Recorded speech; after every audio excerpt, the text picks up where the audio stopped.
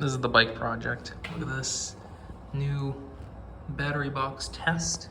So I'm gonna have this attached to the bike frame, and then all of this wires, and all of this rat's nest is gonna be in there. And then I've got the new sprockets.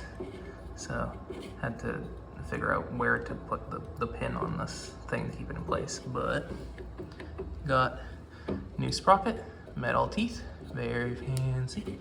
And I've got the bottom thing, new sprocket, metal teeth.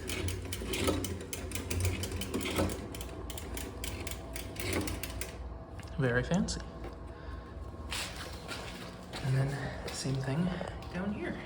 We've got new sprocket with metal teeth. Very, very nice.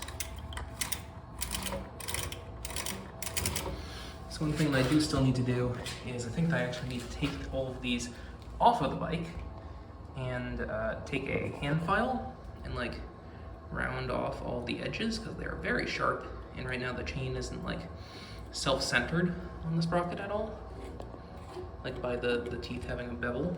So I've got to go and add that to all of the teeth, which might suck a bit to do, but like, gotta do it. But yeah, that's the bike project. It's coming along nicely. Yeah.